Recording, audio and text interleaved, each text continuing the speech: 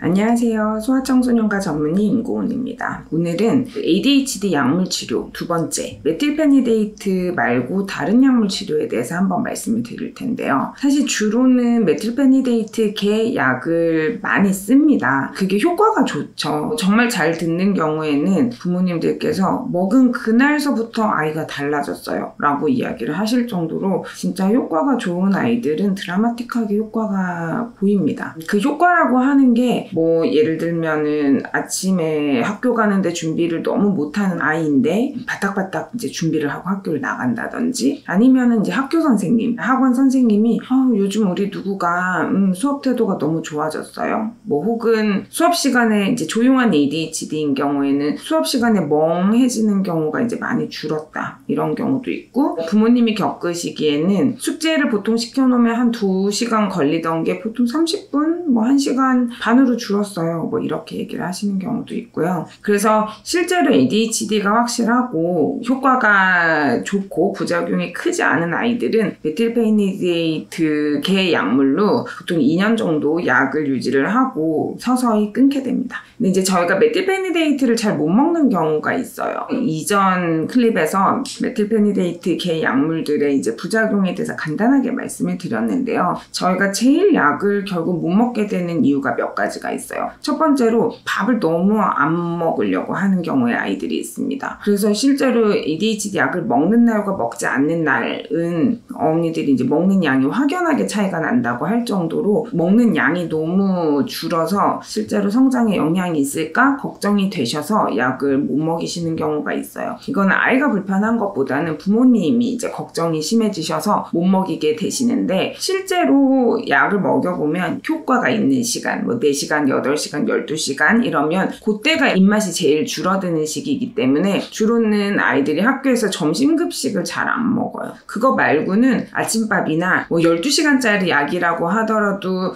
아침에 7, 8시에 약을 먹는다고 치면 한 저녁 8시쯤 되면 아이가 이제 입맛이 돌기 시작해요. 그러면은 조금 늦은 저녁을 먹거나 야식을 먹거나 이렇게 되는 경우가 있어서 실제로 토탈 먹는 양에는 크게 차이가 없다고 되어 있습니다. 그리고 약 자체로 성장에 영향이 없다라고 보통은 연구에서는 되어 있죠. 근데 이제 부모님들 입장에서는 하루만 안 먹어도 마음이 불안하시니까 그 마음은 이해를 합니다. 또 가끔 ADHD 아이들 중에 되게 뚱뚱한 아이들이 있어요. 이 조절되지 않는 것들이 식욕으로 나타나서 굉장히 ADHD의 충동성이 먹는 걸로 풀다 보니까 뚱뚱한 아이들이 있는데, 이런 아이들이 처음에는 약을 먹다 보면은 이제 입맛이 좀 떨어지고 이런 것들이 있는데, 이제 주변에서 살 빠졌네, 누구 예뻐졌다, 누구 멋있어졌네 이런 이야기를 듣다 보면은 아이들이 입맛 떨어진 김에 그냥 의도적으로 좀 안 먹는 경우가 있어서, 저희는 보통은 약 처방을 할 때 키 몸무게를 재고 키가 잘 크고 있는지, 그 다음에 몸무게가 이제 저희가 생각하는 수준 이상으로 빠졌는지, 그리고 이 키에 적절한 몸무게인지를 봐서 약 용량이나 약을 계속 먹을지 말지를 좀 이제 결정을 합니다. 그리고 두 번째로 틱이 생기는 경우 때문에 부모님들이 약을 못 먹이겠다 하시는 분들이 있어요. 없던 틱이 생기는 거는 아니고요. ADHD, 틱, 강박 이거는 세트로 오는 거기 때문에 주로는 틱이 본래 있던 아이들이에요. 근데 이제 메틸페니데이트 계 약들이 교감신경을 항진시켜 주다 보니까 긴장이 높아지고, 그러다 보면은 있던 틱이 조금 심해지는 경우가 있어요. 부모님들 같은 경우에는 이제 고개를 까딱거린다든지 이런 틱들이 조금 심해지는 것 같으면 걱정이 되시죠. 일단 이런 약을 먹이는 거에 대해서도 초반에는 되게 부담을 많이 가지시는데, 잠잠해진 줄 알았던 틱이 다시 올라온다 그러면은 걱정이 되셔서 약을 못 먹겠다 하시는 분들이 계십니다. 근데 실제로 ADHD 약을 먹고 음성틱까지 오는 경우는 거의 못 봤기 때문에 저는 보통은 운동틱만 가지고는 약을 제가 권해서 끊으라고 하진 않습니다. 그리고 세 번째로 ADHD 아이들이 감각이 좀 예민해요. 시각, 촉각, 청각, 미각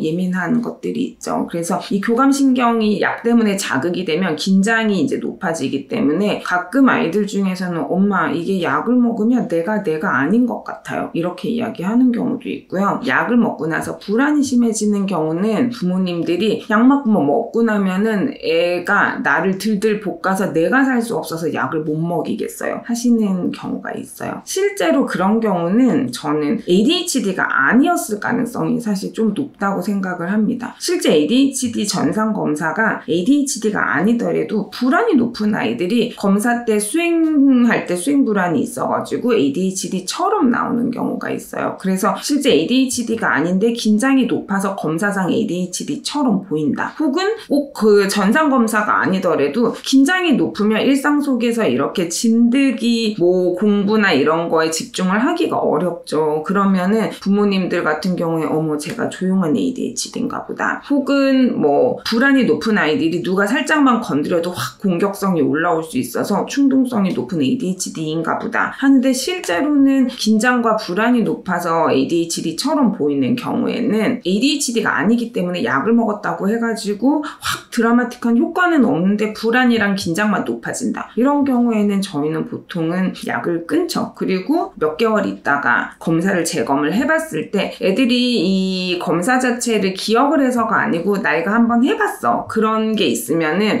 다시 검사를 6개월이나 1년 있다 재검을 했었을 때에는 이 낯선 거에 대한 불안이 줄고 나면 검사가 확 정상으로 나오는 경우들이 있거든요. 혹은 뭐 너무 그 불안이나 이런 것, 긴장이 높은 것 때문에 학교 생활이나 이런 게 어려우면 오히려 놀이치료나 심리치료를 권하죠. 그래서 이런 이유들로 저희가 이제 메틸페니드 계 약을 잘 못 먹게 되는 경우에는 이제 아토목세틴이라고 하는 2차 약이 있어요. 그래서 아토목세틴도 성분명이고요. 이게 메틸페니데이트의 부작용, 특히 이제 잠을 잘 못 잔다든지 입맛이 떨어진다든지 이런 것들 때문에 힘든 경우에는 아토목세틴을 먹게 됩니다. 이게 이제 상품명으로는 스트라테라라고 약이 있고요. 아토목세틴이라고 하는 상품명의 약도 있어요. 그래서 이거는 메틸페니데이트보다는 약효는 조금 떨어지지만 대신에 부작용도 적기 때문에 조금 더 안전하게 쓸 수 있습니다. 이게 왜 차이가 나냐면 조금 어려운 이야기지만 메틸페니데이트랑은 다르게 이게 도파민의 작용하고 관계가 없기 때문에 이게 뭐 메틸페니데이트 계 약을 먹고 막 공격성이 올라갔다든지 이런 것들이 요 아토목세틴 약에서는 조금 덜해요. 그래서 이제 보통은 이렇게 메틸페니데이트 아니면은 아토목세틴 요렇게 이제 두 가지 계열의 약을 ADHD 때 제일 많이 씁니다. 그래서 사실 약을 먹일 때 학교 적응에 별로 문제가 없다면 저는 보통 특히 어린아이들한테는 약을 권하지 않아요. 그래서 보통은 학교 초등학교 저학년 뭐 유치원 이럴 때에도 유치원 적응, 학교 적응에 어려움이 있는 아이들은 항상 이렇게 성장하는 과정에서 안 좋은 부정적인 피드백을 받았을 때 자기 상이 나빠지기 때문에 이제 그런 경우에는 약을 조금 일찍 권하지만 학교나 친구들 혹은 학원에서 적응에 별 문제가 없으면 저는 초기에 보통 약을 먹이지는 않고요. 대신에 이제 공부량이 확 많아지는 초등학교 이제 4, 5학년, 초등 고학년쯤 됐을 때 저희가 보통 부모님하고 2년 정도를 기본적으로 이제 계획을 하고 먹이게 됩니다. 어느 정도 조절하는 신경이 발달되는 데는 2년 정도는 걸리기 때문에 2년은 저희가 보통은 먹자고 얘기를 하고 그리고 진짜 충동성도 심하고 이미 좀 늦게 진단된 아이들 뭐 심리적인 위축감이나 부모님하고의 관계나 이런 게 이제 많이 틀어진 상태에서 결국 ADHD구나 하고 뒤늦게 진단된 경우에는 어쩔 수 없이 이제 사춘기까지도 약을 먹게 되는데 사춘기가 지나고 나면은 먹던 약들도 용량을 이제 조금 줄이게 되고 경우에 따라서는 집중이 필요할 때 뭐 시험 기간 뭐 요럴 때만 먹는 아이들도 있습니다. 그리고 사실 뭐 제가 이렇게 줄이자 높이자 하지 않아도 부모님과 아이들이 보통 한 2년 정도 약을 먹게 되면은 약에 대해서 누구보다 잘 알아요. 그리고 내가 어느 정도 약을 먹었을 때 어떻더라는 걸 잘 알기 때문에 부모님과 아이가 이미 줄여서 와서 매달 오던 아이들이 2달, 3달에 한 번씩 이제 오게 된다. 그러면